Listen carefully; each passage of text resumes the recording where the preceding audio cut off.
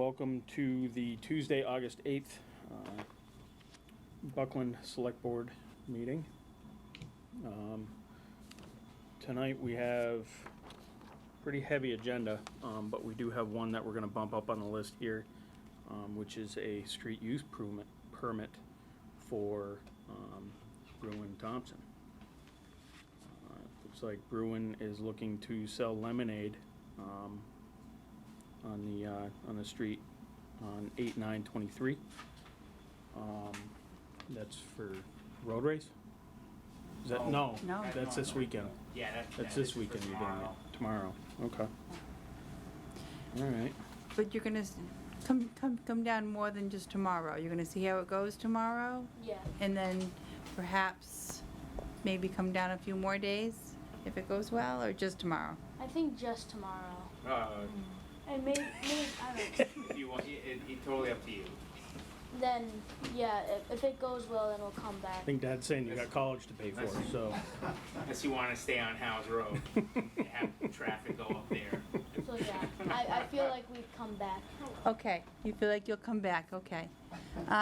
Fantastic. So, he met with Selectwoman Joan this afternoon, so. You have anything you'd like to add, John? Well, he's going to be working with your brother and two friends, that's correct? Yes. And they're going to be selling pink and yellow lemonade that they mix themselves. And for $1 a piece, correct? Nice cold glass, you can have ice and everything. Yes. And you're going to save your money, he's gonna save money. Are you gonna divide it with your friends, or are you gonna put it in a kit? Yeah, we're probably gonna divide it, what we earned today. Mm-hmm, I mean tomorrow. tomorrow, okay. Where do you propose to have your stand? Huh? Where do you propose to set up your stand? In front of the town hall. Okay. We've cleared a space right out in front of my front door, Oh, good. for him. Okay. So he'll be, you'll still be able to access the sidewalk. We're still maintaining our ADA compliancy, and he's got a prime location. Yeah, this is a good location, yeah. Yeah. Well, I am never one to turn down a promising child of wanting to actually get out there and work, so Right. I would accept a motion to accept the street use permit for Mr. Thompson. It's so moved. I second it. All right, any further discussion? Bearing none, all in favor? Aye. Opposed? None. Good luck. Thank you. All right. I'll be down. What time, what's your hours gonna be? Around 11 to 1 p.m. Okay. Thank you. Lunch. The heat of the day, yes. Yes, I'll be thirsty then. Well, Zach, we don't want him competing with you, Well, so I was we're actually thinking if you set up outside the brewery, we can make shandies. You know, I knew that would happen. I think that'd be more than $1 though, right? Made for $1, and then you bring it in, and then you do your mixer. You can't get on Business opportunity. See that, Rowan? After that, see, your business is already growing. Good luck. All right, good Thank you luck. very much. Thank you. Have a good night, So guys.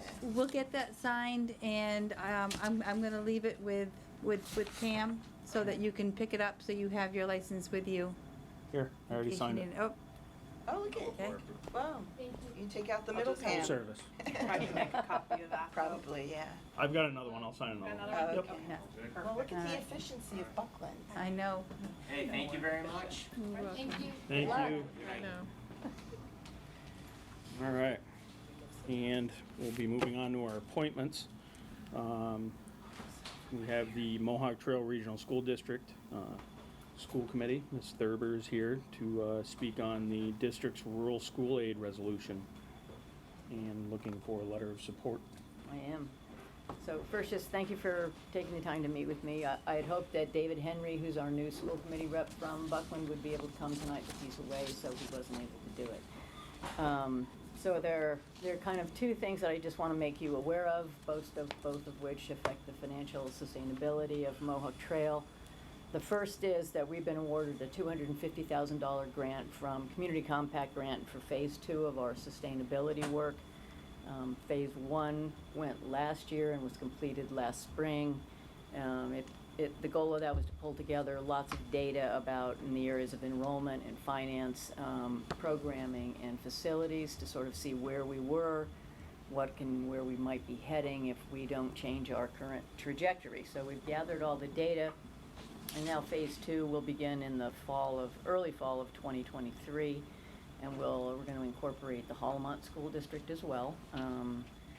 So what the grant anticipates is that we would hire a consultant facilitator to work with a group of representatives from Mohawk Trail and the Hollamont constituencies, take all of the Phase 1 data, gather any additional data that we might think we would need, and then solicit additional input from administrators, from staff, from town officials, school committee members, community members, about what they value, what they would like Mohawk Trail, Hollamont to become, and then to take a look at what the options are for moving us forward.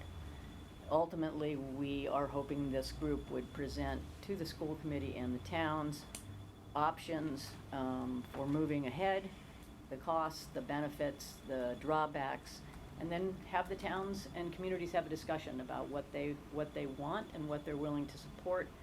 And ultimately, we hope there would be some consensus around a proposal that we would make to towns at annual town meetings in the form of a regional agreement amendments or a new regional agreement. So the first step in this is to pull together the RFP for the consultant facilitator services, and our superintendent has pulled together a small group of volunteers from town officials, staff, and school committee who will work with her to finalize the RFP, to get it out, to review the responses and score them, and then she makes the decision about who to select, but the committee would be part of that. Larry Langford, who's our chair of the finance committee, is part of that group, and as am I. And one really key part of this is to develop some kind of a website or a social interface with our communities so that they can keep abreast of what we're doing, the information that's being developed, and various events that would potentially involve them, so that it's not happening just kind of over here and nobody knows about it until we come up with a proposal. We want to make sure that everybody knows it's happening and how they can participate. So that's kind of the first thing on my list, and David and I will certainly keep you informed as it moves forward, and if people want to volunteer, I think for the larger group, there will be opportunities to do that. So. Are you guys gonna be doing like public forums and stuff for that as well? Yes, Yeah. absolutely. And hoping that, I think they'll, in somewhat like the BEST committee, I think there may be some smaller group meetings or committees that work on specific areas. I don't really know yet. That the facilitator will help us decide what's the best way to organize and forward, so. But it's, it's an urgent thing for us to do. So that was that piece.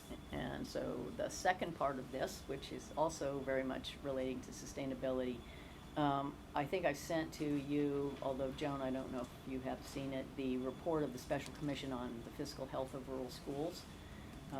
The commission grew out of the Student Opportunity Act, which was the state's effort a few years ago to revise how schools are funded, the funding formula for Chapter 70 funds. This provided a lot of badly needed funding for urban and suburban districts, but it was recognized at the time that it wasn't going to do anything for rural and small and declining enrollment districts. So the bill called for this commission to be formed, and its chairs were initially Senator Adam Hines and Rep. Natalie Blaze. The commission's report came out in July of 2022, really detailing the special circumstances and certain challenges that face rural districts, and why we encounter higher costs per student than other districts. It costs about 25% more to educate a student in a district of under 1,000 than it does in a district of more than 2,500. And the report goes through exactly why that is and what the issues are. So they came up with a series of recommendations, one of which, and what we think is one of the key ones, was for the state to provide a minimum of $60 million annually to rural and declining enrollment schools, and that this aid would not be subject to appropriation, which is how most things are, and because we're small and rural and nobody, you don't have a lot of people to vote, those are the first things that get cut. So there are two bills. We've had some small amounts of rural aid since fiscal 20. It's ranged from about $1 to $5 million to be divided among 60 school districts, so it hasn't been that much. This year's budget does include $15 million if the governor signs it, which is a great start on the $60 million. And Natalie Blaze and Joe Comerford have really done tremendous work in getting that much out. But the recommendation for $60 million and is now, it's embodied in two parallel bills, one in the House H 3567 and Senate Bill 2388. They're at before the Joint Education Committee of the state legislature.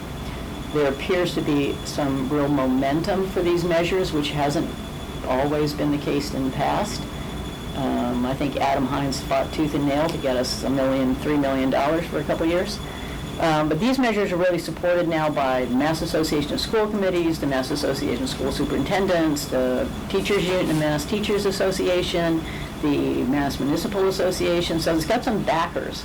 And there are a number of superintendents and towns that have received the benefit of the Student Opportunity Act and seen what that money can do for their schools and their districts, who are signing on to be sponsors of this bill. So what I've presented to you for your consideration is both a letter to the chairs of the Joint Education Committee, Senator Jason Lewis and Representative Denise Garlick, urging that they give this bill a timely hearing, because that's the first step. If we don't get a hearing, the bill will die. And we're working with Natalie to try and get them to have at least one hearing out here, where people from out here can participate easily. So I encourage you. The second thing is a resolution in support of the entire piece of of the entire recommendations of the entire bill. Which includes not only the $60 million but a number of other things that would be very helpful to us and to other districts. So I encourage you to look at these. I'm not asking you to vote on anything tonight, but I really encourage you to look at it, to think about it, and I hope that you would vote to send both the letter and the resolution at some point in the near future to the legislators, and I think I indicated who those might be, although I think on the copy you have I may have misspelled Denise Garlick's name. It only has one R.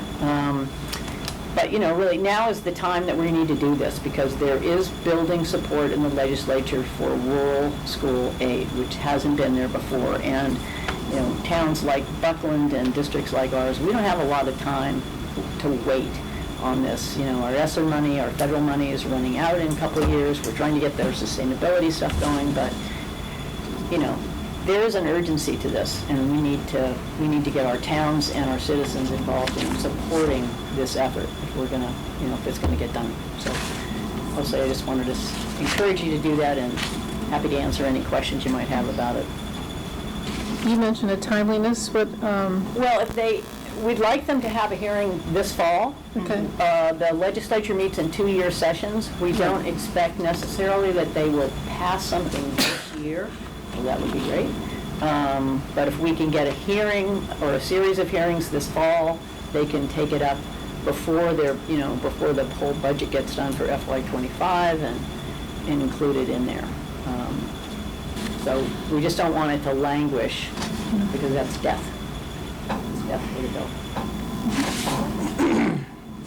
Have you been going to all the other towns as well? Other school committee members are Yep. doing the same thing, yes. Encouraged to do so. I hope they are. I hope they are. They have the same resolutions. Yeah, I mean, I got a chance to kind of glance through it. I didn't really, Yeah, and you may want to, I put in what I thought was appropriate for Buckland, but you may have other, parameters that you feel should be in there to let them know the impact of rising assessments on the town of Buckland's finances. I mean, that's the bottom line, right? So, if you change it any way you feel appropriate, but I just would encourage you to send something similar to support these efforts. Okay. Have either of you been able to go through and Yeah, I read it. Yes, I read it. I'm in support of that, due to my past experiences. It's funny, I heard this morning, Martha, on the news that they were talking about special education, that literally that hasn't changed for us because they something about they use a number and the number doesn't change every year. Right. They use they have in the Chapter 70 formula includes an estimate of what percentage of your students receive full-time special education. But it doesn't change. It doesn't change. Yeah, I wouldn't. Never changes. Wow.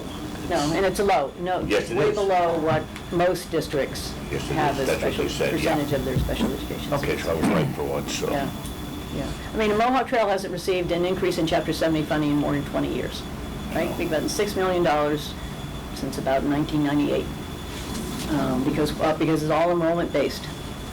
But when you lose enrollment, you don't necessarily lower your costs, right? Correct. Teacher teaches a class of 15 or a teacher teaches a class of 5, same cost. Yet an IEP is a legal document that the Right. district has to provide those services, yet I'm sure it's. if you're not getting compensated from the state for it, it And doesn't seem very fair. you only get compensated for extraordinary expenses above, I think it's about $44,000 a student now.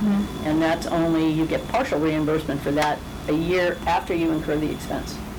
So you don't really know, and you have no control of this, right? These are for, a lot of it goes to out-of-district placements where children need special services that we simply cannot provide. Right. So, And that 44,000 mark's a pretty high mark to hit, since the national average is what, 18 yeah, per student? yeah, So yeah, pretty hard for towns to get to that yeah. that extent. I mean, like I said, I was able to glance through it, and I think it's, certainly a good thing for us to look at support. I would be fine with a vote tonight, if you guys were. I just knew about this for a while, so. All right, so I would make a motion to accept the letter of support for the Mohawk Trail Regional School District, for their letter for the state legislators. Oh, you let me second? I second it. Okay. We're going to give more opportunities. She's good, I'm in Any, training. Any further discussion? Hearing none, all in favor? Aye. Opposed? None. All right, good luck. If you get to the resolution at some point, that would be great. Yep, we'll get Excellent. everything signed tonight. Thanks so much. Heather should What have do you it. want to say for the next thing? What's going on with the pool? The pool. The pool. All right, moving on. The pool I've already. Swimming pool building committee.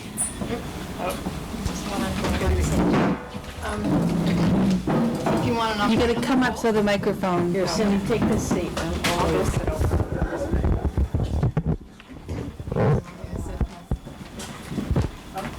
Musical chair. It is, it's fun. So as far as the pool goes, we've been open almost a month now. Things are going very well. Swimming lessons are going extremely well. We've pretty much booked both sessions, so he's doing an awesome job. Staff has been awesome as well. Everything's going good. We closed for that short period, Monday through Friday, so the contractors could get in there and do some of the stuff on the punch list, and then they'll come back in the fall to finish it up. Good. I know I got up there right before they were coming in for their punch list. Yeah. And, I mean, everything looked great. People were swimming and looked like they were having a good time. I think that everybody's just overly happy that they're actually in the pool. And they understand that we're still under construction and that there's quite a bit of stuff still left to do, but they're there and we're open, which is good. They had a good week of construction, though, when they were Yeah, they got all the caulking Mhm. completed and cured in time, and So that was all stuff on the deck. Unfortunately, we're still waiting on the black locust. The shipment that came in to finish off the changing areas was damaged. So we had to go back to square one. So that's something we're waiting on, and then doing the entryway, the donor board, and a few of the other. the cubbies, The cubbies have to still be built and painted, and tweaking of the landscaping, they'll come back and, just tidy it up a little bit better. Good. But we're pretty happy. It seems like we've had a lot of happy people able to use it this summer, which was ultimately the goal. Did a great job, so exciting. Looks like a resort. That's it. It's very nice. You have any questions for us? So I have one question. So will the fees that people are paying, will that cover for the expenses this year, or? Okay. Hope it does. We've had a lot of day passes. There's been quite a bit of revenue coming in with that. People actually are still buying, they're gonna buy season passes, even though we've only just got this month left. They feel like they're gonna use it enough to make it worth their while. That's nice. I think next year you'll find. Next year will be completely different. We'll be opening much earlier. Everything will be done. We've also had some really great suggestions from people in the community going forward. Just different questions. They've made some suggestions about, how we hand out the passes, the rules, the hours. Ultimately, we would have loved to have had much better updates and a packet to hand out, but because we were all just sort of in the throes of construction, we just didn't have time to really think through a lot of that. I think even using the area going forward, Cindy and I have sort of had a lot of little brainstorms, and I know her committee the rec committee is gonna try to start thinking outside the box a little on more community-minded events up there. We've talked about, hitting the ground a little earlier with passes and maybe offering some more discounts next year. Just different things, but until we had a full season under our belts of operating expenses and understanding that, it was very much a projection for this season. Because we just didn't know when we were opening. It was like we just kept, we're gonna open this date, and then that didn't happen, and then we're gonna open this date, and then that didn't happen. So there was just a lot this year, but next year will be so much easier. Hopefully you have as good a crew of young people as you got this year. Oh, I just can't say enough. I mean, they have just been so good to work with. Good young people, they really are. They all get along, there's like no drama, there's like just. It's not like in school, Martha. They get along together. No, we have a good group. Perhaps at town meeting, you could start selling them inside. Yeah. Yeah. And the other thing too is that we did different was so that you didn't have to get your pass here at the town office. So we had them all ready, we just put them in a separate spot so they weren't in the revenue box. They'd write a check, they'd fill it all out. I would pick it up when I closed up at night, drop it off with Pam. Pam would process them, I'd pick them back up, and then they'd be ready for them up there. It just Nice. Or I can drop them off on my way home. or she'd drop them off on her way back through. It's so worked out well. That was huge. Everybody's like, so I don't have to go to the town office to figure this out, so. Cool. But other than that, Well, thank you for all your hard work. Thank you. Really. you're welcome. I know how hard you work. I see you go by my house every day. Good morning. Yeah, every morning. Yeah. Summer lessons are doing really, really Yeah. well. And we might next year even extend that and do another 2-3 sessions instead of 2. We'll see. We're trying to work that out with Zoe, but I think it'll happen. Which is great. Good. All right. Anything else? No, thank you. You should run while we're satisfied. Yeah, nothing. I'll just offer what I've said every time, is that if it really wasn't for Pam and Cindy, this project true. would not, It's true, yeah. we wouldn't be sitting here with the nice pool that we have. They've truly made it happen. They have. And they're still making it happen, They're yes. still making it happen. Yes. It was definitely a team effort, Yeah. for sure. Now what are we gonna give them to work on? Bathrooms down here in town, locations. Police station.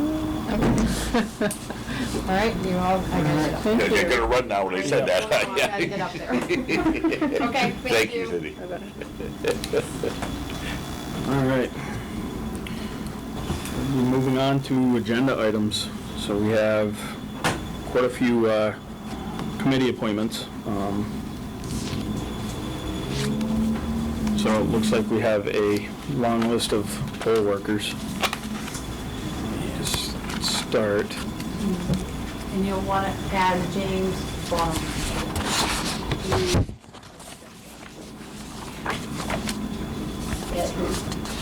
I've got the updated list for you.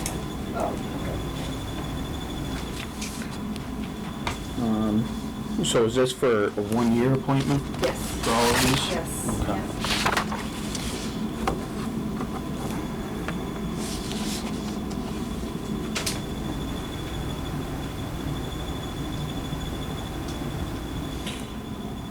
So, I would move that, I'll list them all here, but I'll make a motion to approve all on the list. Mary Bartlett, Mary Bolduc, Karen Blom, Elizabeth Cerrone, Paula Consolo, Bill Detters, Karen Dobis, Sarah Doherty, Andre Duval, is it Andre or Andrea? Andre. Alicia Graves, Pam Guyette, Pat Hines, Bruce Lessels, Jamie Manning, Catherine McKay, Ben Murray, Brenda Perella, Paula Parsons, Steve Pelletier, Arthur Phillips, Cindy Schwartz, Floyd Scott, Shirley Scott, Susan Chager, Martha Thurber, Dina Wilmore, Greg Zagrubski, Larry Wells, Emily Gwynn, Mariel Olcaz, Ellen Eller, Cheryl Hanna, John Geister, Kathy Geister, Patricia Schmidt, Amy Love, and James Bonham. A lot of poll workers. You guys do snacks? Is that why everybody signs up? Someone has to second that? Yes. I'll second it. All right. Any further discussion? No. Bearing none, all in favor? Aye. Aye. Opposed? None.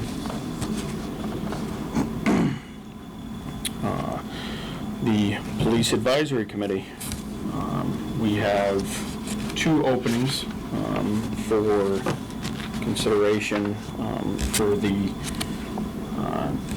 Shared Services IMA. We have Tony Jewell and Ms. Dukes. And I have both appointments here.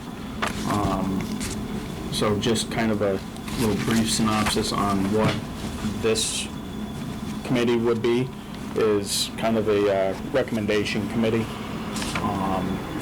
It's not going to have any real determination on how the department works, but more along the lines of if there's, suggestions or, different special interests that might be beneficial for the police department, or special events or things like that, that would be coming up. So. Would we be making recommendations to the select board? Yes. So Yep. is there a position description for this? Because it's brand new, and it's not really clear what, I'll just say me, would be volunteering to do. So the way the IMA is set up is, it's not so much that they would be reporting back to the select board, because you're gonna pick a designation. Right. There'll be somebody, which I think, Clint, you are. Yes. We determined that at the last meeting. And then Finance Committee has a representative. Correct. And then you'll meet whether it be quarterly. It is not clear in the IMA how often you will meet. I forget what the language is exactly, but it's more of a as needed or as your group, because Shelburne will have a mirror group, except for they only have one citizen at large. Buckland has two, because they have the station. So we have two individuals, sort of. Somebody gotta write up an SOP of what, It won't be me, and it really, to me, sounds like it's something that the group is going to determine what your functionality is. The IMA is your only guide. So who's the convening body for this? And who's the chair of the advisory committee? To be determined. So it's all to be determined. So what exactly, I will say me, what exactly would I be volunteering to do? And how long would I be volunteering to do it for? So my recommendation was a 2-year. Yep, so this would probably be a 2-year appointment. And like I said, I think it's gonna be more, so most of it, I think, will be more on an informational basis. So most of the time, the public would bring their concerns to the police department and everything else. This is kind of another way too, to where, you know, if you guys are hearing things from the public on, you know, different needs or something like that, that you feel the police department could, you know, could support more, or something along those lines. do you anticipate we'll be meeting with the police department? Yes. Talking to the chief Yep. about what's... Yep, so so it would be, the board would be comprised of, like at this point right now, it'd be the three of us, along with the police chief, maybe one of his designees, if he has one of the sergeants involved with it as well, and then whoever they have for the committee for the Shelburne side. So it would be their appointed select board member, along with their town representative. So it would be meeting along those, and kind of like how we would sit down with all the department heads during, like, at the start of budget season, figuring out, you know, having the chief actually present, you know, what he's looking for at the budget, being able to ask questions at that point as a public, and kind of, I think it's probably mostly along those types of guidelines there. So who's running this? Who's the We don't know yet, because we haven't established the committee yet. So my question... That's what we're working on right now. Okay, so my question then is, because you're the governing body, along with Shelburne being the governing body, so is Buckland and Shelburne select boards talking together to figure out what this advisory committee is going to look like, and then task the advisory committee with whatever you're saying, what you would like to do? Yeah, I would assume probably something along those lines. Like I said, I have not met with whoever Shelburne has appointed yet. So, like I said, it's still, we're still kind of getting our feet wet on all of it, so. So then, it seems to me, appointing people to be on a committee that isn't yet established seems to be a little out of order. Well, I mean, we can certainly. So the committee has been established. With the signing of the IMA, the advisory board was established. By whom? By the IMA. Who's the IMA?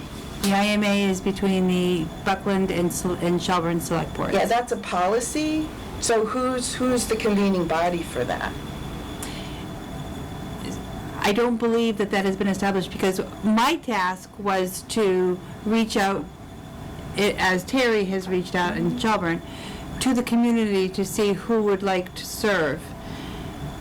And to have my select board appoint one of their own and the finance committee to appoint one of their own, and then present those names as these are the Buckland representatives. When Shelburne is ready with their representatives, presumably Terry and I would coordinate a time and date for you all to meet. To do what? Establish what your roles and and how the IMA, how you anticipate bringing the IMA to life. Who's the chair of that convening group? There is not one established because you haven't met yet. Do we have any paperwork on Yeah. who is on the IMA and what they are all about? So Do we can they have see the that? IMA? I did forward you the IMA. You did? Yeah, it was a link that you should have clicked on. Yeah. It wasn't Not a good clear. link clinker. I figured that. Okay. So, for sure, the role that I'm playing in all of this is to solicit volunteers and provide that information that Buckland has established who will serve on the advisory board. But it's still up in the air what exactly we're going to Right. do. That's what you're going to do when the group gets together, and it may involve, Tony, anything from you putting in it, well, we're not seeing a police presence here, we'd like to see a police presence on North Street, and the kids, little things that you citizens or people here would know that we don't know. I mean, there's lots of things, a place for these police officers to have a place in town. We're working on that already. Instead of being out on Route 2, can we have a substation, if you want to call it? That's something I'd Do we want definitely people like to see. walking on, yeah, I would like to see a patrolman walking, put the cruiser, people can see it, and walking our street and across the bridge and do Bridge Street too. Those are things that you're going to decide. You're going to help to decide. But that's all I know about it. I mean, it's when the advisory committees first. But we're going to recommend that. You're going to recommend, of course. We're not going to say. No, of course not. But that's what they want citizens to do, is to bring some ideas that they may not have. So starting it brand new is not a bad thing. Everything starts from nothing, and goes on. So there's no, as Glenn said, there's no. Well, when do you think our first meeting is going to be? There's no plan. Exactly. So given this information, this has been really helpful to me. I would like to withdraw my application. Okay.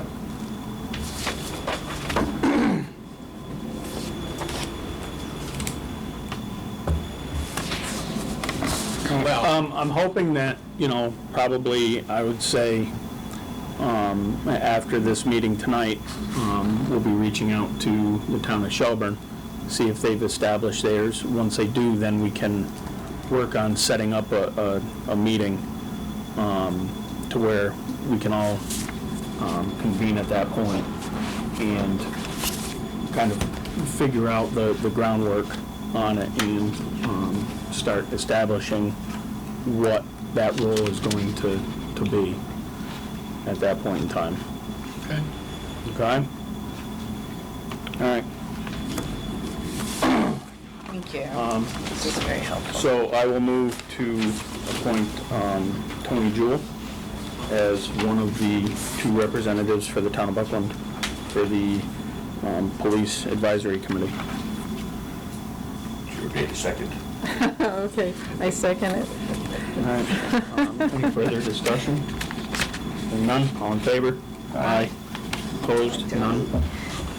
Well, thank you. Are you going to be an advisor? Nope. No? I withdrew my candidacy. Well, you can Thank advise. you. Thanks. Yeah.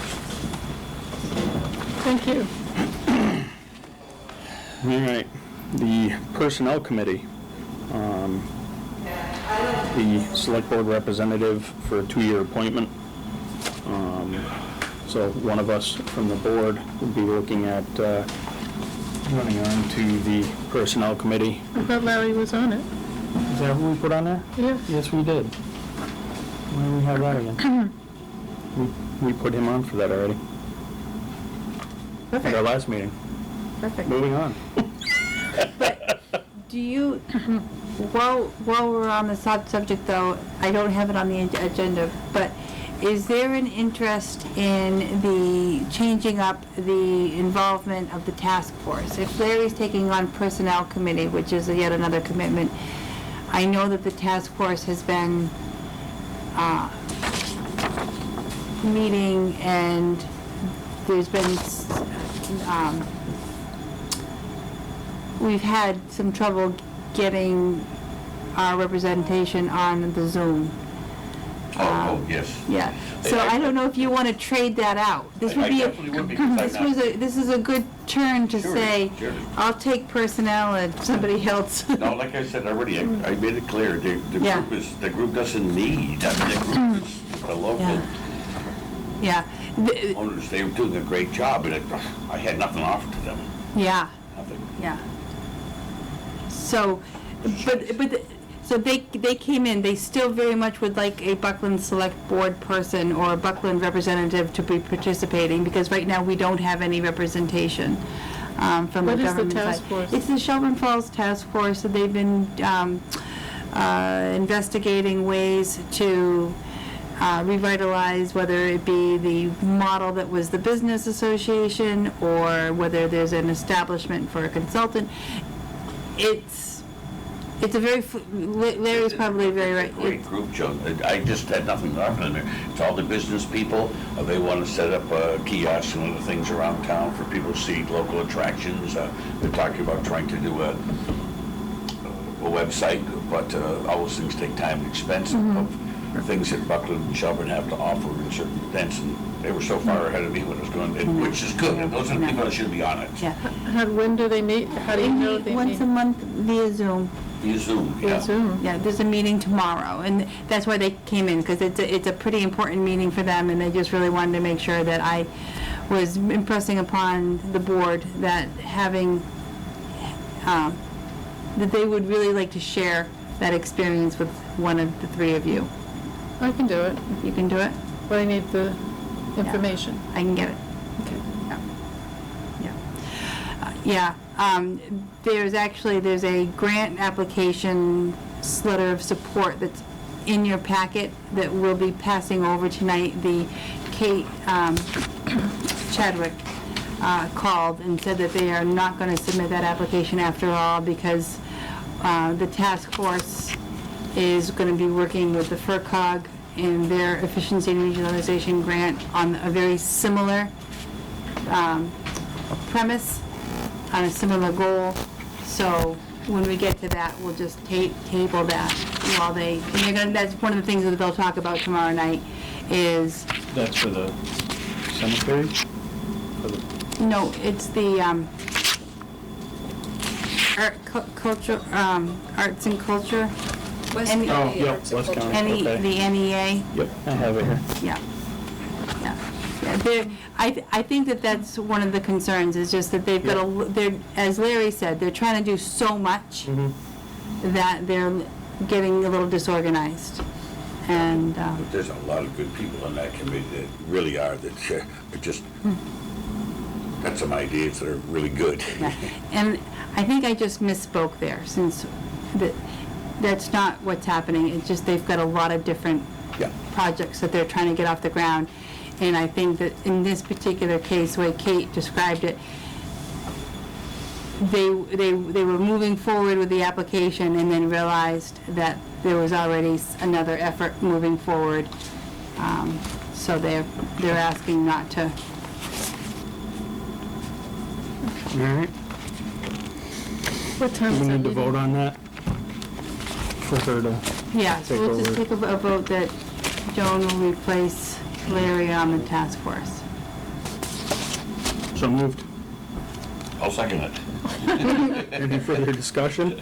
No. Hearing none, all in favor? Aye. Now you, Heather, let, oh gosh. Yes. I will let the crew know. Yes, yeah, I I'm will- trying to think of who is, actually does the Zoom itself.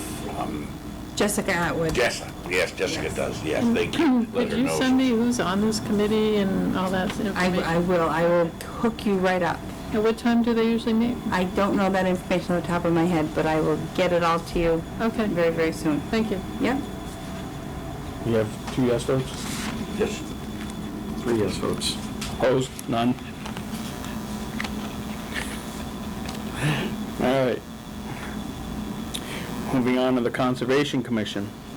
Conservation Commission voted at its August 1st meeting to recommend the appointment of Kim Urslev for a 3-year term. Kim would be filling the expired term vacated by Alex Wilson. Alex Mead. Alex Alex Mead. Alex Mead. Yes. No, I have Alex Wilson on my paper. Sorry. Sorry, Alex. There were a lot of names in this agenda. Alex Mead, for sure. There's a lot going on here. We have a choir over here. I would accept a motion to appoint Kim Urslev for the 3-year term for Conservation Commission. So moved. I second it. Any further discussion? Hearing none, all in favor? Aye. Opposed? None. Public Safety Committee. Marilyn Kelsey has requested a seat at the Public Safety Committee. This committee meets as needed, and its members are appointed annually. There is no limit to the number of members. So this is a 1-year appointment. I would accept a motion to elect Marilyn Kelsey for the Public Safety Committee. So moved. I second it. All right. Any further discussion? Hearing none, all in favor? Aye. Opposed? None. Technology Committee. Heather, would you like to take this one away?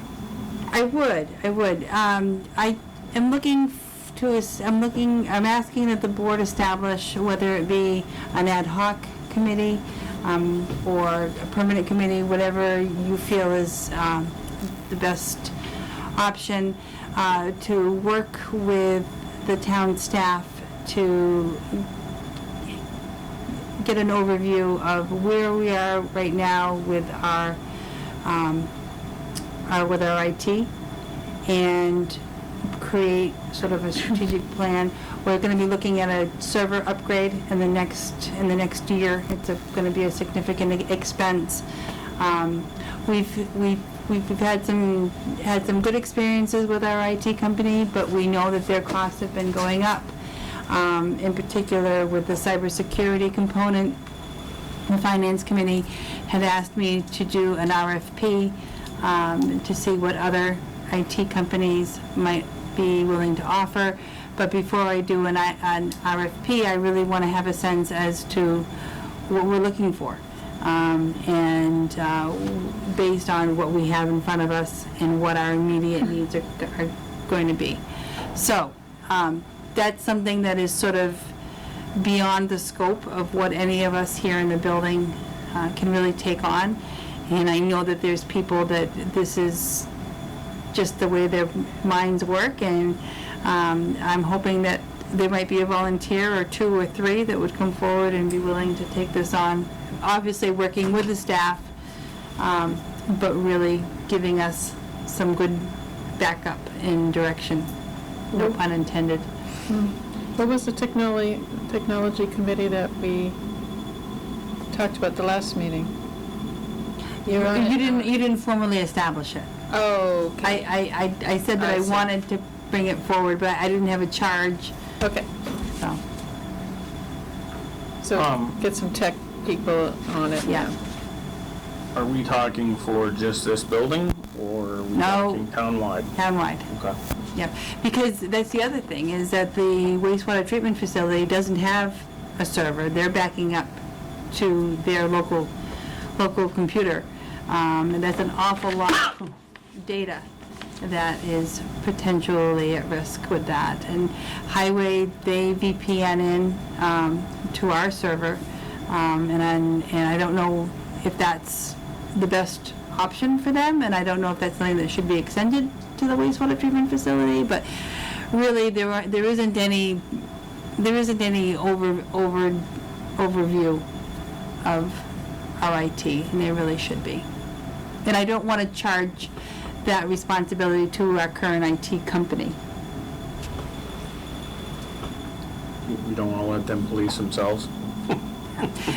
When Northeast IT is good, they're great, you know, but they've taken on a lot of communities, and I think sometimes our needs aren't as obvious.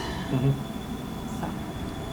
I'm sure in this town there's some people who are much higher up in the technology than Yeah. me. Well, I think that any of us, and I think that's where our frustration is that we don't even know the right questions to ask sometimes. We just know that when our printers don't work, we kick things. Yeah. See, No. So that's how we got that new printer. I used to, when I was teaching school, I used to call upon people like her son if we were doing something that wasn't working, I'd say, Will, go help. Yeah. You know?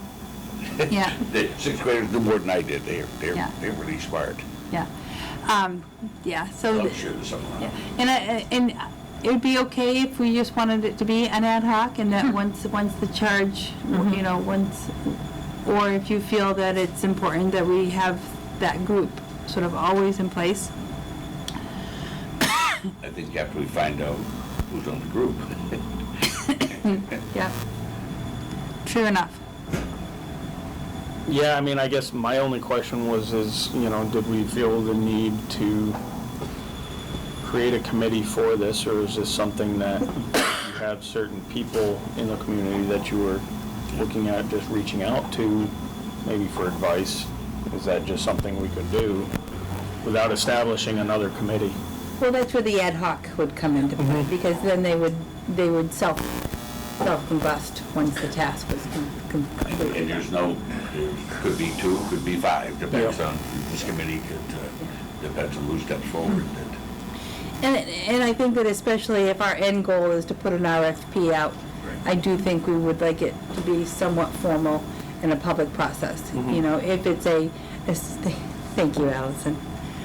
If it is a public process and transparent, that gets us to an RFP.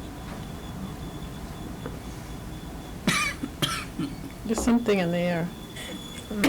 Just a fan. Excuse me. All right. So I would accept a motion to establish a technology committee to be overseen by Heather. You asked for it. I did. Well, it's something that I don't have the bandwidth for. Yep.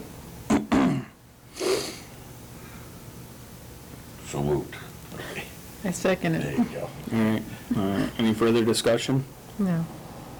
All right. All in favor? Aye. Aye. Opposed? None? Good luck. Well, you'd be the contact person to, you know. Yeah, absolutely. All right. And the last committee appointment we have is the Municipal Vulnerability Program 2.0 Committee. That's exactly what's on the website. I didn't make that up. I'm not trying to be cheeky. So you're all aware, because I've brought it to your attention a number of times, that we have been involved for several years now with a grant for the MVP, the Municipal Vulnerability Program, which is currently spotlighted by the state in receiving a influx of funding, and a lot of that funding is coming out here to Western Mass, where we are particularly vulnerable. We just finished a study of the Clesson Brook. I think a lot of you were on that final call where they wrapped up the geomorphical fluvial assessment and indicated that there were some priority projects that should move forward. We had applied for another round of funding, and we received it, $164,000, to begin getting those projects engineered and through the permitting phase of things. Again, citing, I know when my desk is too full and when a project is too important not to reach out for help. So once again, and also as part of remaining eligible for the funding, we have to have an MVP committee. But in this case, I'd like the MVP committee to meet and help administer this grant. Taking it a step further, we typically have worked with both FERCog and with GZA as our consultants, and they've done a fantastic job, especially in the technical department of making sure that the studies and the tasks are all, and the deliverables are all getting accomplished. But what I'm missing at the local level is somebody and a way of sort of tapping into the community and the MVP 2.0 committee and making that connection full circle.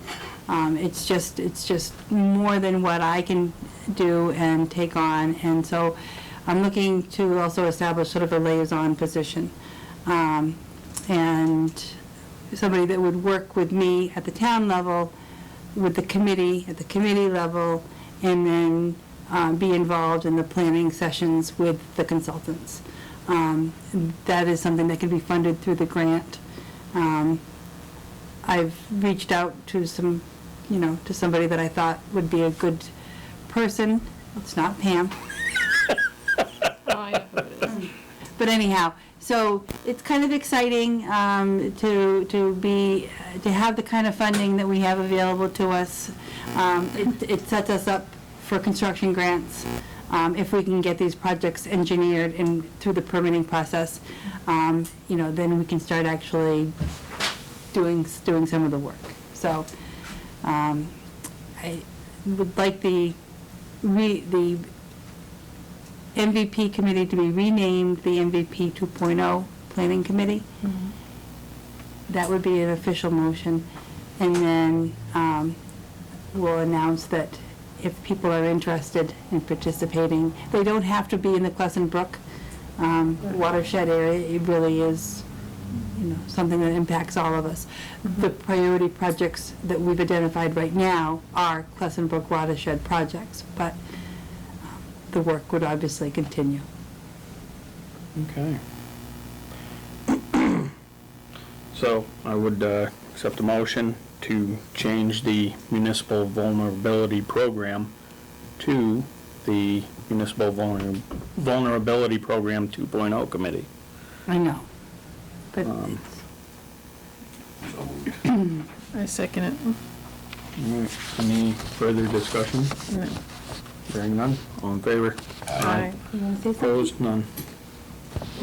It was an interesting online demonstration they showed about, larger culverts and the chop and drop with the trees, because the forest here is relatively new, so it was to kind of slow that water down. It was interesting. Yeah. Did we need to vote to have you be able to appoint a point person or liaison? I would like that as a For vote, that? please, yes. All right. I'll move that we grant Heather the power of appointment for a liaison.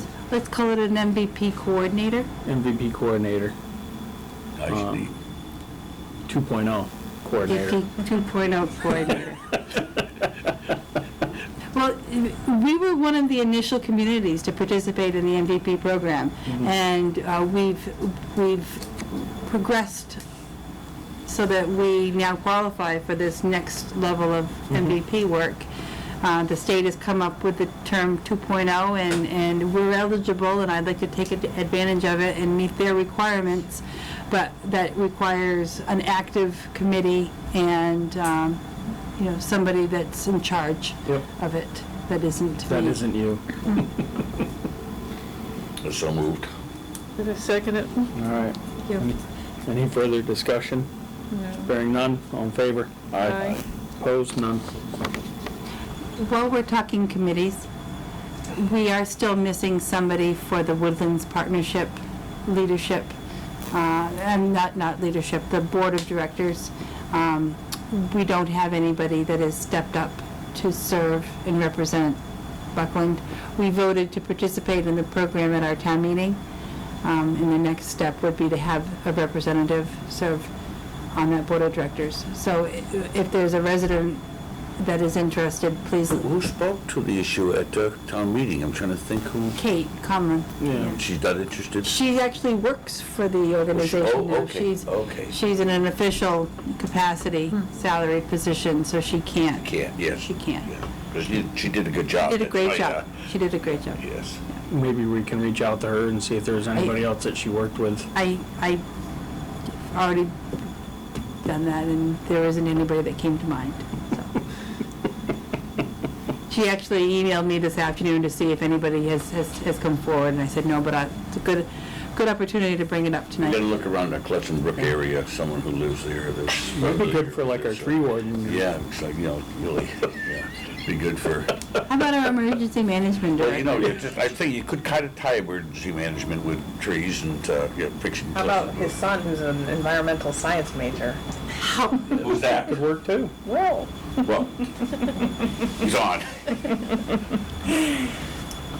He's kind of in college still, though, so there's that. I think that they meet. They meet via Zoom. Yeah, I think the meetings are hybrid. They meet at the Berkshire East Conference Center, but I think they do have a Zoom option. I think he'd come up for that. So.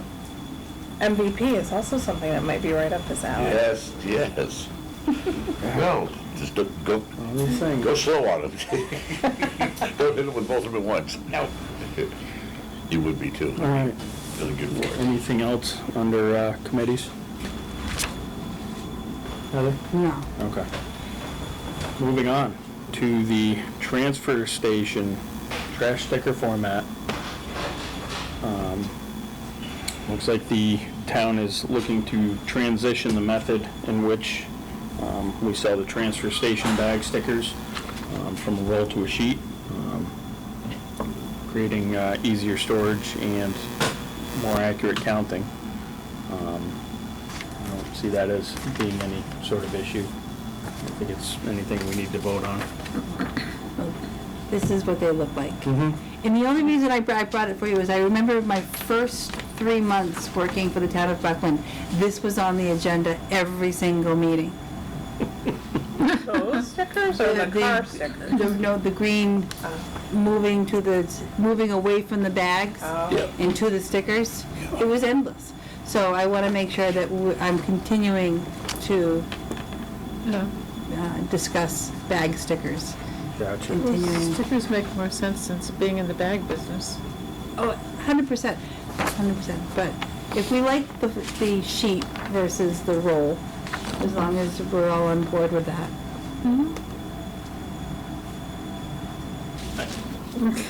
It affects my life in no way, shape, or form. I can go up there to, to my favorite place where I buy stickers. I won't mention any names. I'm not gonna advertise the family's business. I always forget them at home and I'm having to go over there. The bigger decision is that while we're ordering these, we need to order new or more car stickers. And that is a bigger discussion, that is a policy decision that the board needs to make, or at least start to think about making, that we need to know whether or not we'll continue the practice of somebody can come into town hall and get a sticker for their vehicle, and that sticker is good and into perpetuity, or they trade in their car, and there is no cost for that sticker. Or is this a good opportunity for us to think about annual stickers that have a small price tag attached to it that will help offset the increasing 17% increasing costs of our transfer station operations?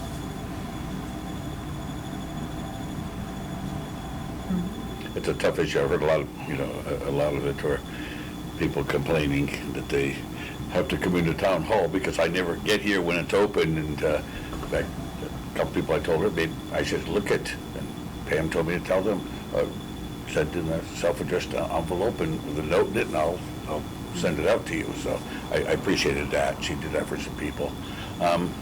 What is the cost of the stickers to us? Roughly, I'm just curious. That I'm not sure because we haven't ordered since I've been here. Kind of minimal. So I'm not entirely sure. I think it's more in the design of the sticker. So currently, the option is to keep it the way it is, or if we're gonna move towards an annual sticker, we're gonna wanna make sure there's a spot on there for a date, or we're gonna have to change colors from year to year, or that's the sort of thing to decide now before we order. I mean, they're not inexpensive necessarily. I mean, you have to buy, I think, a roll of 500. So I mean, it's not, I don't wanna order it and then a year from now, we're gonna throw them out because we're gonna do something different. I'm just thinking of if we're gonna put it, it's gonna be a low figure, because some people, they bring a different car to the dump every time they come. They got a truck, they got a car, depends upon what it is, and I know you keep track of their license plate, so they've got to have their, one for their truck and one for their car, and we're charging for bags, and I think it's very minor, but I mean, yet, like I said, I mean, a lot of people, when they come in to get the sticker, they're very much anticipating there's gonna be a fee. Yeah. Because I think many communities, in addition to the pay per bag I think it's reasonable on a small one, have to also pay for the car stickers. Yeah, I think so. So I guess that would be probably my first question is, what are other communities doing with their transfer stations? I know a lot of communities have, obviously, vehicle stickers. Are they charging for those? Is that anything that you have looked into? I haven't been tasked with that, but I'm happy to do that if somebody wants me to do that. The last time that we looked at this, which was granted, it was a year or two ago, we were the only community that really, I mean, Shelburne does not charge, but the majority of the other communities. But we can get you some statistics on that. I mean, I think it's a small, reasonable amount for a sticker is not a big deal, I mean, what do I pay, $5 a year for a dog license, Yeah, the Finance Committee has traditionally been opposed to it because they see it as an additional tax. On top of the bags. Well, the bags are paying for the disposal of the actual items. They're offsetting. Offsetting, right. Yeah. Right. But that doesn't help anything with, when things need to be repaired at the transfer station or things like that. Now it falls to everyone in the community, even the people that aren't using the transfer station. I think my suggestion at this point would be to maybe reach out to other communities that have transfer stations, find out what they're doing, but also find out how much they're charging for their vehicle stickers.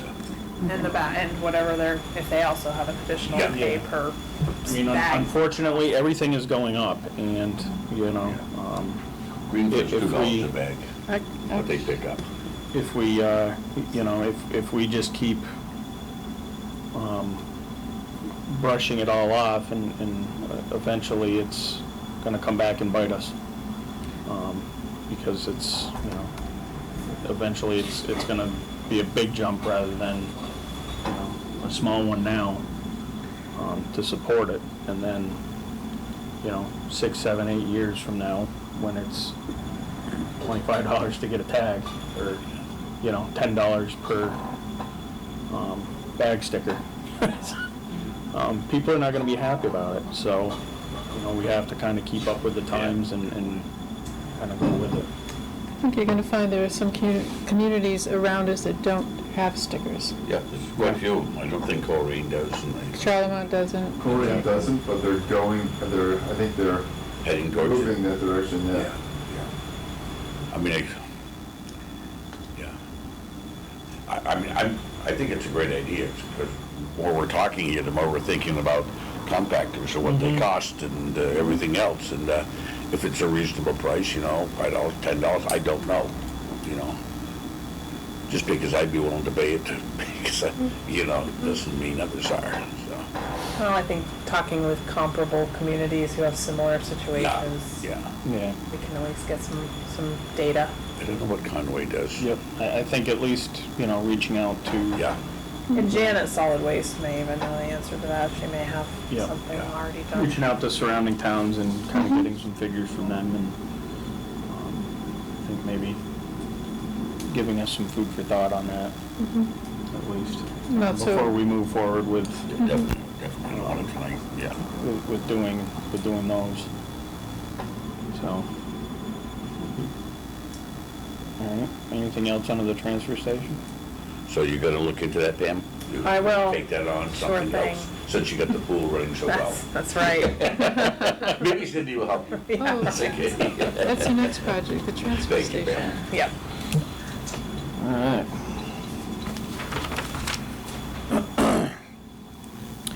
The Veterans Buckland Cemetery, our 23 count has been completed by Les Chadwick.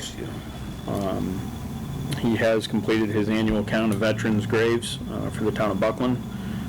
Between the 9 burial areas, there are 151 veterans at rest.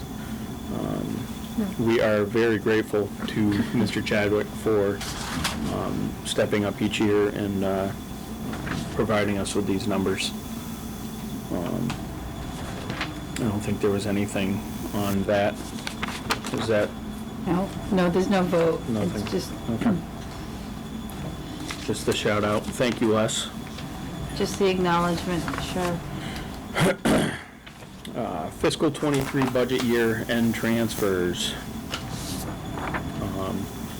Obviously, at the end of every fiscal year, this kind of allows for our town accountant to move funds between accounts without a town meeting, utilizing money inside of our budget.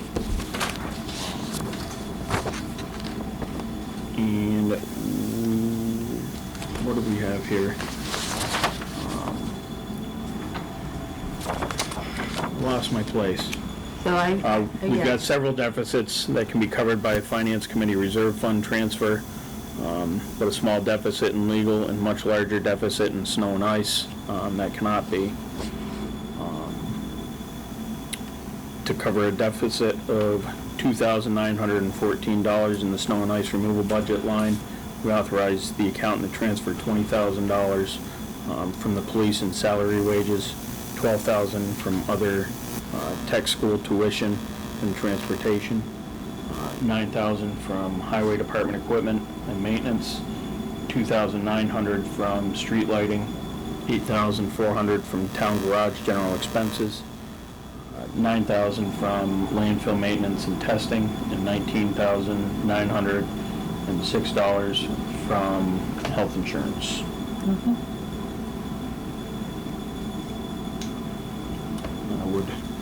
Is this extra money that's not gonna be necessary? I'm a little confused. You're transferring, but now we're taking a lot of money away from certain things.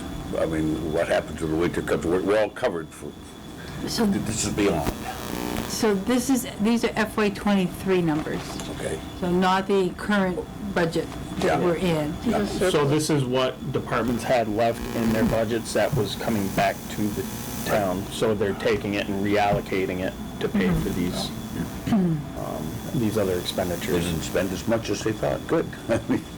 Well, so a lot of those budgets with the surpluses are the budgets that, it depends on the number of employees, like the health insurance, and also what that employee takes for health How much insurance. snow you get, everything else. And how much snow. Yeah.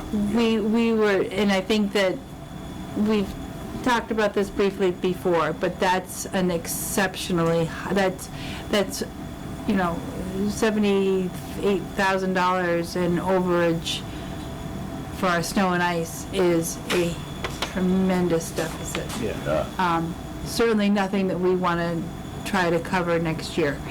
Some hard decisions will have to be made about how we address, Well, this past year was a lot of ice, and that's That really. large storm we had Yeah. too, Yeah. that was a, but a lot of it is contracted labor.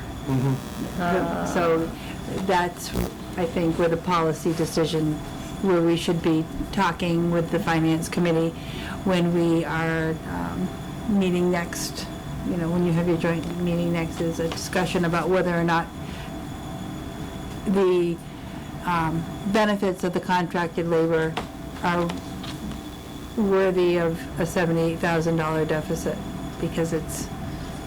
What kind of contracted labor? What are we talking about? We hire additional trucks to come in to be able to clear the roads faster. So we have a crew of 4 people, and they are certainly, more than capable, but in order to get people out of their driveways earlier, we create extra routes and have contracted drivers come in. Okay, I mean, as long as this isn't gonna affect anything, it doesn't affect it, I think. Well, it's so a good idea.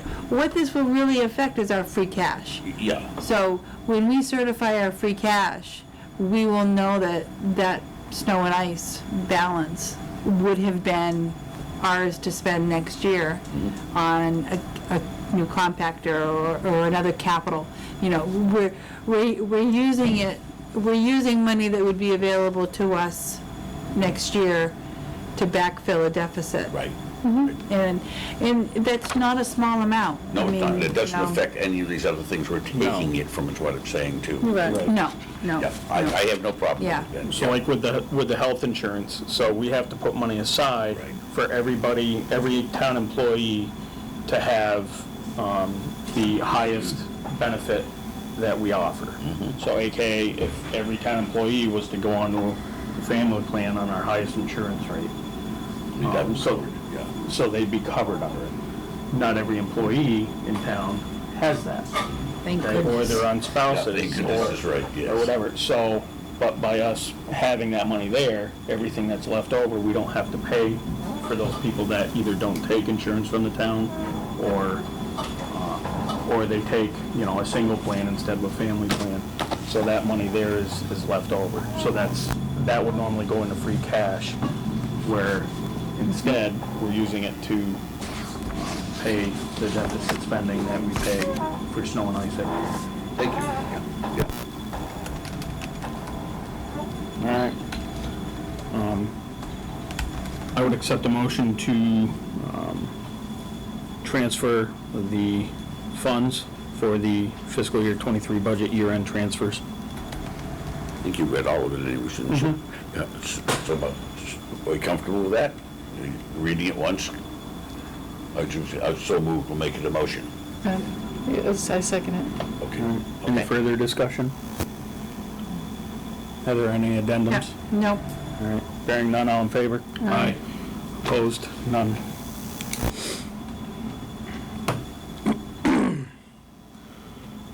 And our town administrator wants to go on vacation. Again? No. Starting Thursday, August 17th until Monday, August 28th. During this time, Heather will be out of the office, but obviously checking in on her North Street construction project that is moving right along. And maybe once in a while available for any emergencies that may arise. Oh, absolutely, absolutely. So the hitch in all of this is that effective tomorrow, I'll be working remotely through the 28th of August. That week that I'm asking for vacation, I'll be remote, but also less available. Yeah. During the remote time, I'm still very much checking emails, voicemails, and taking instructions. So. I see the smiling, and I hope that's what you're thinking, what I'm doing, that Pam's gonna be on top of things and help you out. Yeah. She has all along, I know. I know you have. I know you Try. have. Well, no, Heather's mentioned that you have been, so. Well, No, so I just won't physically be in the Right. building, but I'll still very much be engaged, and if anybody, has questions or concerns, when they're in the building, obviously, please see Pam. Yeah. And she will either take care of whatever it is that you need, or she'll reach out and I will help. But yeah, it's an experiment. We'll see how it goes. It's gonna be fine. But the week of vacation, I'll have an auto notice on both the voicemail and the computer so that people are aware that I won't be getting back with the frequency or the speed of usual, so. Are we meeting again this month?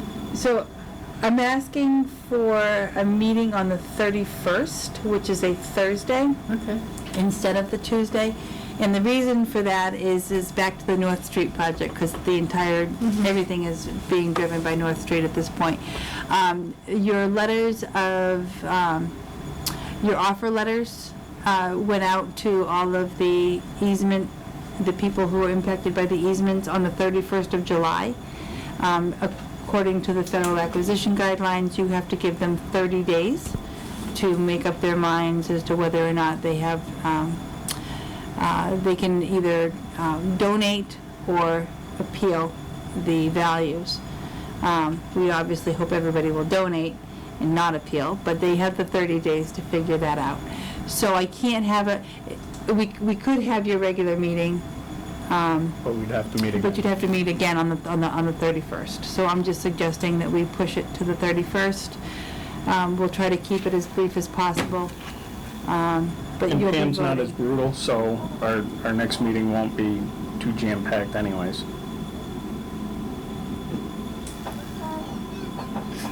Yes, Pam will limit, Heather's back anyway. She'll be. Yeah, I'll be back. scheduled. Oh, certainly and all be Richard, back. so she's I'm gonna not gonna, slam us. nope. It's all right, though. She'll be back with her hair on fire, and she'll forget all about us. No. Well, enjoy your vacation. They're doing the rest of North Street, is that what's going on? Well, it hasn't, we haven't gone out to advertise yet, so, and the project has gone off the rails at least 4 times. We've pulled it back from the brink. I think it's gonna happen. It's gonna happen. It's a well-used road for the, getting to the high school, getting to the rec, getting to the transfer station. And, I noticed that speed limit sign of 25 miles an hour put up there. Mm-hmm. Oh, good. When I came back from the transfer station, you turned, and there it was, and then turned to 20 down below, just what we wanted. So I went at 20, I was going 25, but I was going 25. This is what it should be, on that bumpy road. Mm-hmm. I don't know how the new one's gonna, but good, it need to be done. Yeah. It's a good project. It is. Mhm. They did a good job in that, so. So are we supposed to do a motion, or? So I will make a motion to accept Ms. Butler's time off request. Thank you.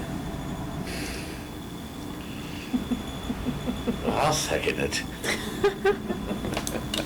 Any further discussion? It is in very well-abled hands Okay. with Pam. Yeah. Pam will have this place on lockdown. Enjoy your vacation. Thank you, I will. All in favor? Aye. Opposed? None. All right. Contract and grant documents. The MVP Clesson Brook Watershed Priority Project Mobilization. I didn't read this. It's the fiscal '23 grant award and contract.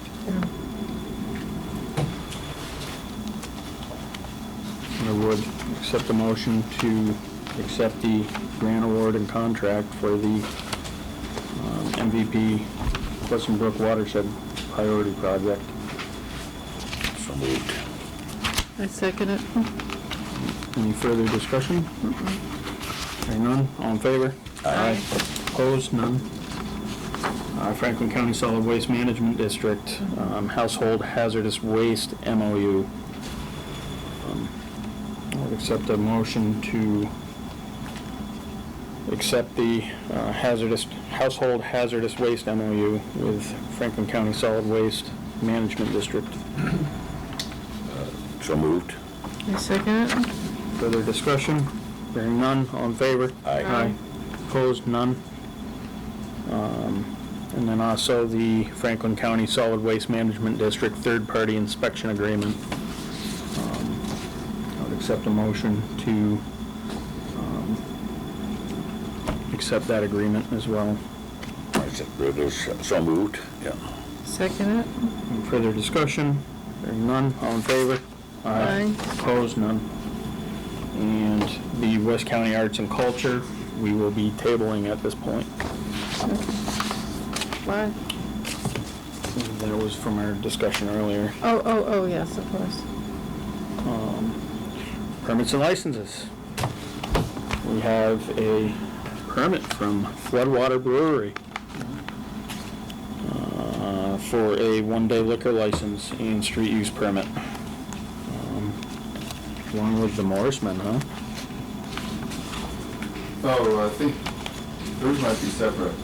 Well, Yes. yes, there's a street use, there's a street use permit. Yeah. It would be neat. Alright, so you are looking for a one-day liquor license. I'm guessing for outdoor? Yeah, for after the Bridge of Flowers race. Mhm. So it would just be from 10 a.m. I think we had put 1, but we'll be done by noon. Yep. You know, basically, if you sign up for the race and you're over 21, you get a beer is included with your race payment. So we just donated the beer. So is that gonna be outside, just outside of your? No, they'll be outside in front of the Blue Rock. That's where they have like the awards ceremony. I was looking for it, I couldn't, I hadn't found it. They'll have like, so Depot Street will be blocked off for that period of time. And I think there will be a police presence at the entrance there. There was the last time they did it, which was 2019. And then I would, we would be, checking IDs, making sure everyone's of age. And then you get a beer. That's basically the extent of it. I did send Heather our insurance thing, but I think I have to send another one that actually has the location on it. Is that correct? For your best interest, I think it's better to make sure that your insurer knows. Yeah. I think, and Carol is, I go through my insurance. Yeah. She said that it was just let me know if I need to put a specific location on it. So. They're very good down there, so. Yeah. So it's great to get in my case when I forget to pay things before it expires. So that's always a good thing. I would accept a motion to grant the one-day liquor license for Floodwater Brewing Company, granting that that document gets posted with the location. Get that to the town hall. So moved. I can't second, it's me with my son. Okay, we don't need it. So, I'll second. Thank you, okay. Any further discussion? Does your mother get a drink? The beer? I get. It'd be hard saying no to her, isn't it? There's a family discount at the brewery, So free beer. We're working to get the detour route, and we'll get that up on the website, just to let folks know that how to get around town for those couple of hours. So I think everybody's pretty well used to it by now, but it's been, they missed it a few years, and we want to just make sure. Those who need to get out of the town, they go early. Yeah. They do, they go to Greenfield or wherever they're gonna head, and they're pretty used to it. Yep. Athol has the River Rat Race. Yes. I'm familiar with the concept. Yeah. All right. Any further discussion? No. Hearing none, all in favor? Aye. And one abstain. All right.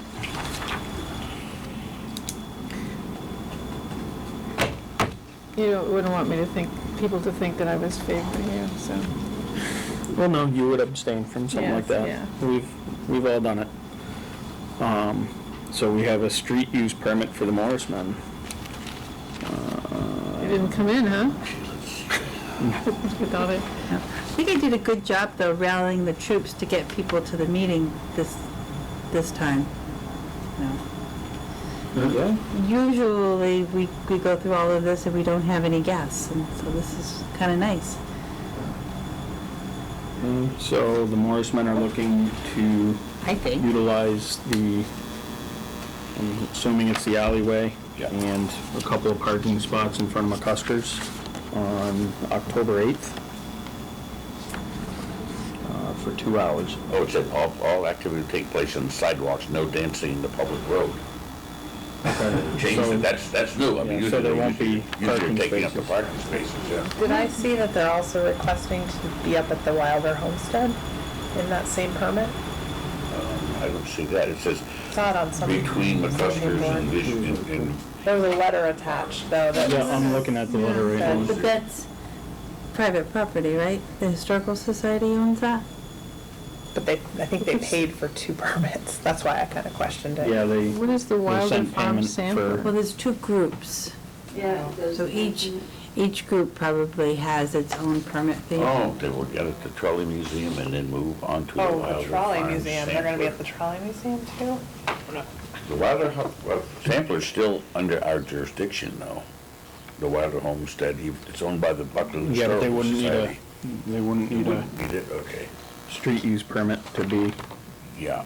at that, because they're not gonna be on the street.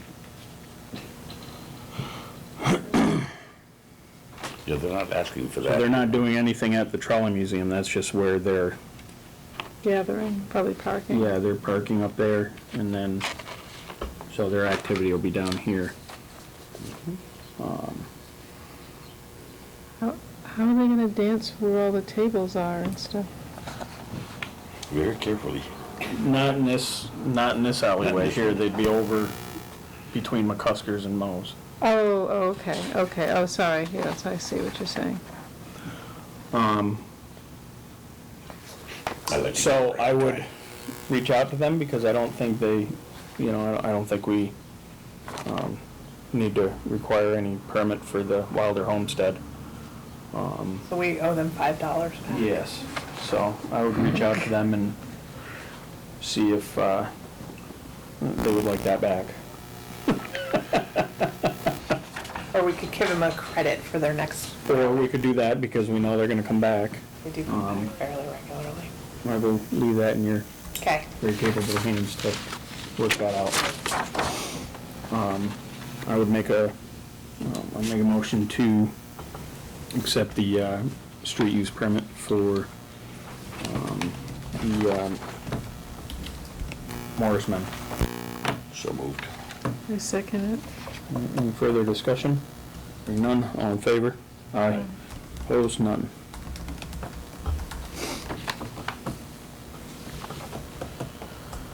Minutes and warrants. Looks like we have minutes for July 11th. And then payroll and vendor warrants for both July 20th and August 3rd. I'd accept a motion to accept all minutes and warrants for July 11th, 20th, and August 3rd. So moved. it. I second it. Any further discussion? Hearing none, all in favor? Aye. Opposed, none. Items not reasonably anticipated by chair 48 hours in advance. I don't think, That was Bruin, and you took care of that at the beginning of your meeting. right. And I can either include at a North Street request that I can either address now or through town administrator's report. But there is a potential appropriation, so maybe we'll take it under 48 hours. Yep. Okay. So, I reported back a few weeks ago that Mass DOT was picking up the engineering costs for the remainder of the North Street reconstruction project. There was a portion of the engineering work that Mass DOT can't work their date back to, so it will fall under the town as part of our initial 10%. It is $35,000. The work was done. The work was done well. We could potentially pay for it from our Chapter 90, or since I don't have another appropriation for it, it would have to be something that we would go to a special town meeting once we certify our free cash, and we could approve free cash for that. I don't think it's something that we're going to get out of. So there's... When was the work done for it? This would have been part of the initial so where the discrepancy comes in is we signed a contract for $171,000. That amount of work was to get us to basically the 100% plan submittal. Along the way, we asked the engineers to work with us on the design exemption to eliminate one of the sidewalks and also reduce the bike lane. Mass DOT's requirements for that meant that for them to approve that design exemption, the engineers had to show what the impact of the double sidewalk and expanded bike lane would have. So they had to create and design the project in accordance with the complete street design criteria to prove how unnecessary and what a tremendous impact it would have on that street. So they did the work and then had to basically pull it all out of the design when the design exemption was approved. I can't argue that the work wasn't done. And it was done during the phase of work that we were still having to pay for it. We were still under our contract. It's basically an amendment to what our existing contract was. I can certainly push back. I don't have an appropriation for it. I can't pay it unless you authorize that I use Chapter 90 funds.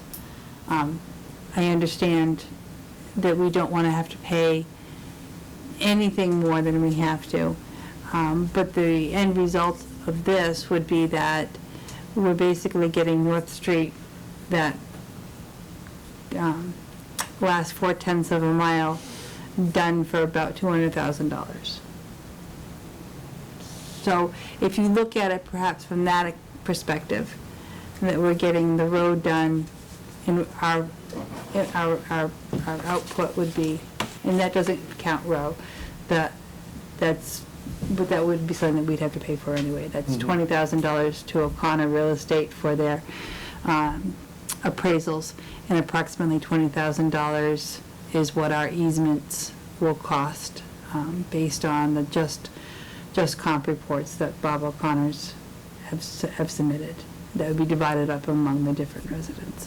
But that's a cost that we knew we'd be incurring, and we've already sort of identified. You've already got that money off to the side? Yeah, we've already put that into our Chapter 90. What do you? What I'm asking is whether or not you would want to use Chapter 90 for this additional funding, or So we look essentially, at- we'd be using roughly about $55,000 of our Chapter 90 funding to finish for this, North Street, to to finish finish it this first. project. We get how much? Nine. 187. And the total cost is for this project? The total cost for this project is roughly $2.8 million. Wow. And so our town share is? The $240,000.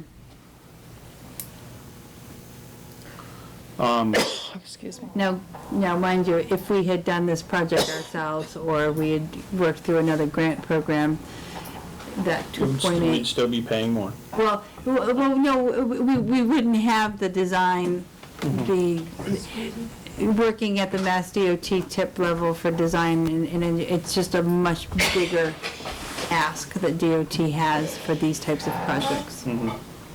So, What do you recommend, Heather? Seriously, you're the one who's been so, working on this. well, which is the best avenue for what that we should pursue? Weston Sampson did the work. And they did the work for the benefit and the betterment of the project. If we had just cruised along with the initial amendment, we'd have 2 sidewalks, a bike lane, and we'd have a public relations, and we'd lose our beautiful road, right? We would not have North Street the way they are. I think this is an appropriate use of Chapter 90 funds. Thank you. But I also recognize that it's the use of Chapter 90 funds. You know, I don't take it lightly to have to take money away from our highway department that they would otherwise have to use for other roads. So, and I'm also happy to let Weston Sampson know that we'll have to go to a special town meeting down the road and appropriate the funds, and they'll have to just wait until we do that. I would hate to hold up this project. Me too. Well, I don't think the project would get held up. The payment to Weston and Sampson will get, Weston and Sampson will meet the deadline no matter what, because they've just been fantastic to work with, and they know the importance of this project to Mass DOT. They're not going to jeopardize their relationship with Mass DOT over $35,000. But I think you should pay them out of the Chapter 90, and like I said, we'll deal with that if all of a sudden something comes up later on. I mean, if we gotta go to a town meeting and everything just to do that, let's avoid that and pay it now. If we have to do that later, well, you know, let's not put the cart before the horse, let's get it done and pay it. okay. That's my opinion. Yep.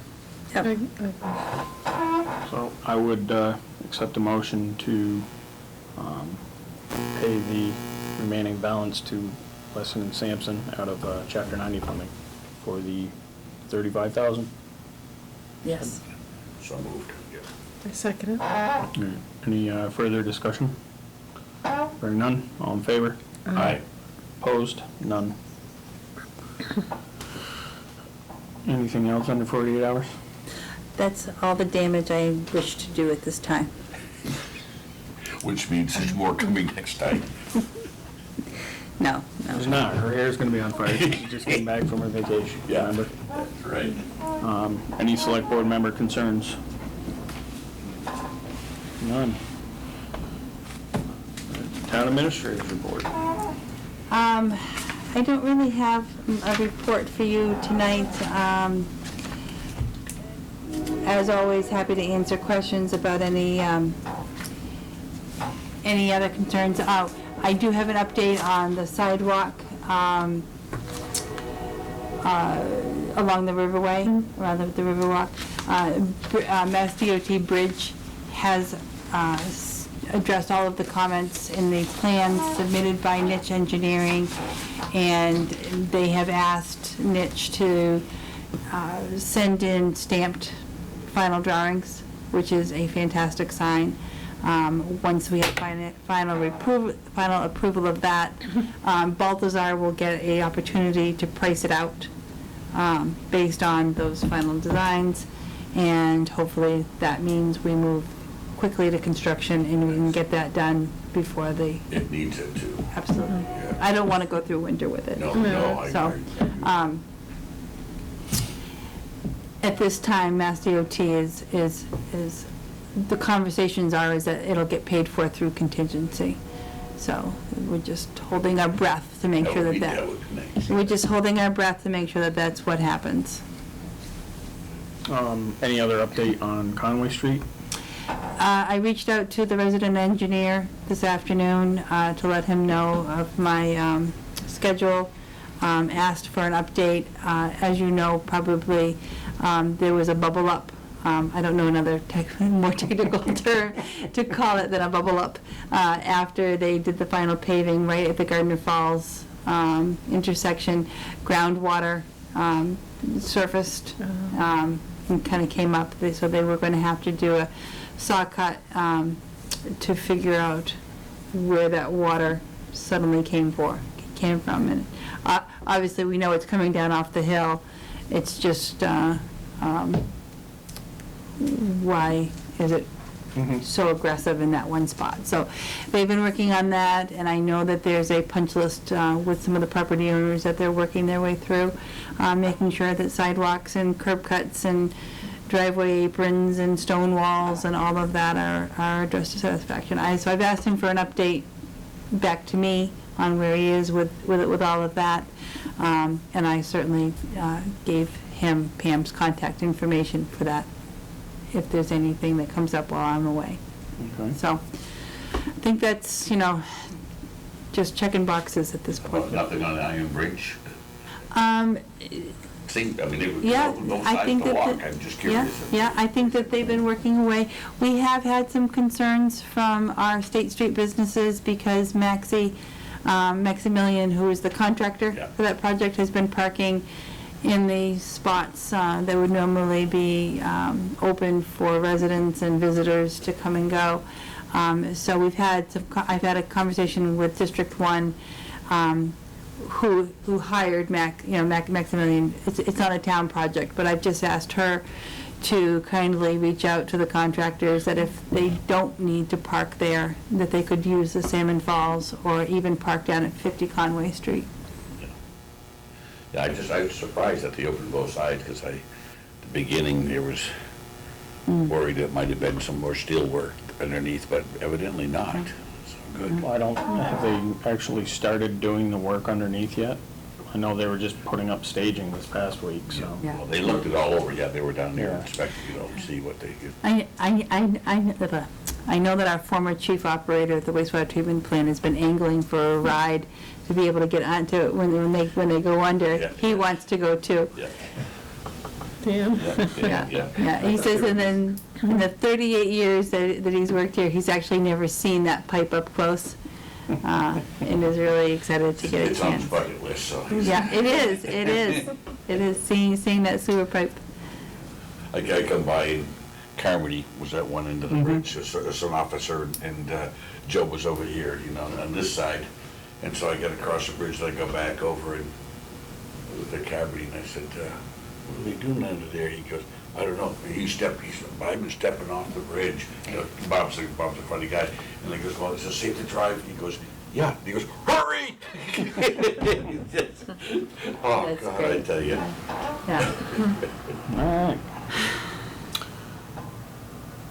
That's it? That's all you got?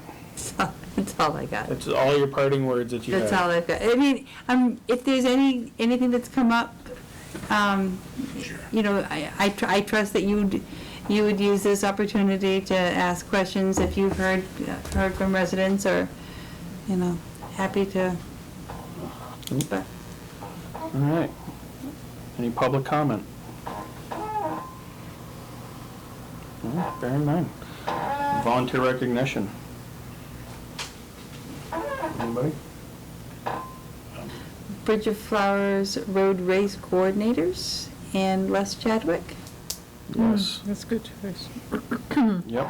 We'll give Les another shout out. She's thinking right here to the As a end. volunteer, there are so many, maybe the corner used to get a little bit of money, but the race requires, I think they have 60 volunteers, so it's amazing. It hard is. work to get that many people to Yeah. volunteer, or just a couple people to volunteer. I used to coordinate a road race that probably had about a quarter of the participants, and the weeks before the race, people would know that I was on the lookout for volunteers, and they'd cross the street when they'd see me coming, so I didn't have the opportunity to ask.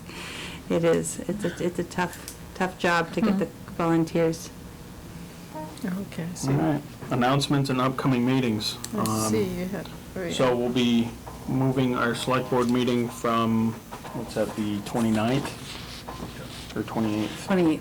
So our normal 28th meeting, we'll be moving to August 31st, which is the Thursday of that same week.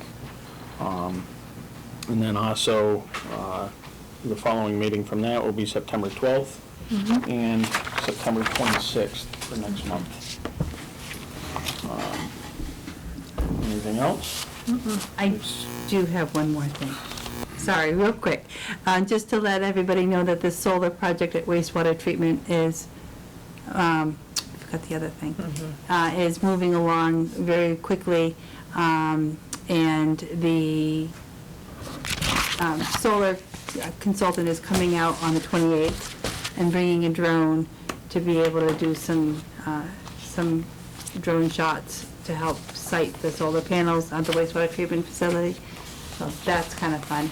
And Pam and I have been working with another solar opportunity for solar panels at the rec. And this is partially a gift, or a benefactor has come forward wishing to bestow some close to $53,000. $35,000 for work panels at the treatment, at the pool. You have some pictures in your packets, I believe.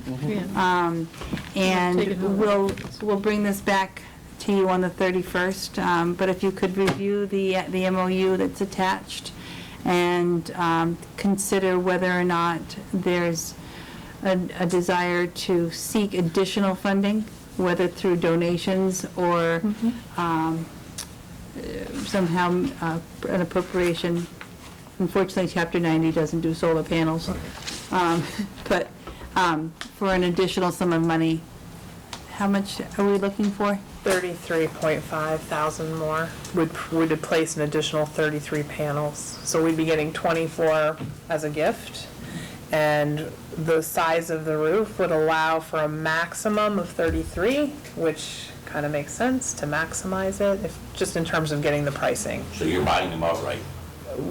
So the individual that came forward, he's capped his donation at 35,000, which would give us 24 panels. And I asked for a price if we were to do, the maximize the roof, and that was going to be an additional 33.5 thousand to put on an additional 33 panels.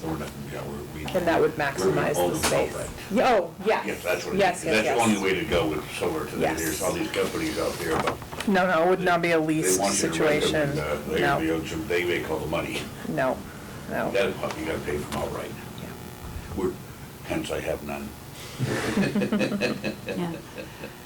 So that'll be on your agenda for the 31st to have a better and more in-depth discussion about that opportunity. But bringing it up now in case there are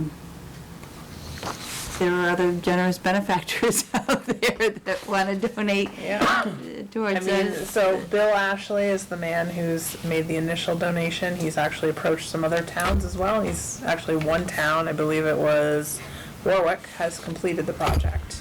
So we know it's happened with other towns. So It'd be nice to let Bella know about that and maybe encourage other people. Well, I think PV Squared, I think, is holding off a little bit until they get, because they're working with a couple other communities. They want to make sure that the groundwork is sufficiently laid, I think, is kind of what Josh had said. And he does plan on reaching out to the recorder. And I know that Mr. Ashley would love it if others decided to match his donations in the spirit of that. Depends what numbers they pick tonight and make a. I know. If they make mine, I will gladly take care of it. Perfect. We'll hold you to that, Larry. It's right here, probably. Good, because you're recorded. Well, I think I'll take the cash up with $790 or $750 million. I might be able to swing that. My wife might let us go. So this will give us time before the next meeting to sort of nail down some more of the little, let us talk to these towns where it's already happened too, so. And even if we're not able to do the full project, having 24 panels is better than no panels. What was your first bill that you received? Oh, it was about $1,200 for our first month of electricity usage, so. Full passes are going out. That's. Just kidding. Yeah. Well, you probably got a big pumping system going through that. Yeah, no, there's definitely some usage up there, so. With my just above ground pool, once it's on, it's, the energy bill goes up. It does. I think at this point here, just being able to put that additional panels on there, it's gonna be more of a legality question Exactly. that we're gonna have to look at, because obviously this donation, he's already have it set up with a company, and so for the town to be able to provide that, we wouldn't be able to put it out to bid Oh, by I see. law that we would have to do, so. So that's the hurdle we have to, I think, look at. Yeah, I mean, I think the way Josh spoke to me, ideally, it would be wonderful if there was some person out there who was willing to kind of Yeah. match his donation and go about it in the same manner to kind of complete the full project by Right. donation. So, we shall see. You know, Larry may hit the lottery. It's not a retired teacher, it's all depends. Yeah. All right. Is that it now, Heather? I think so. I will move to adjourn. I'll second that. Further discussion? Bearing none, all in favor? Aye. All right, thank you, and have a good evening.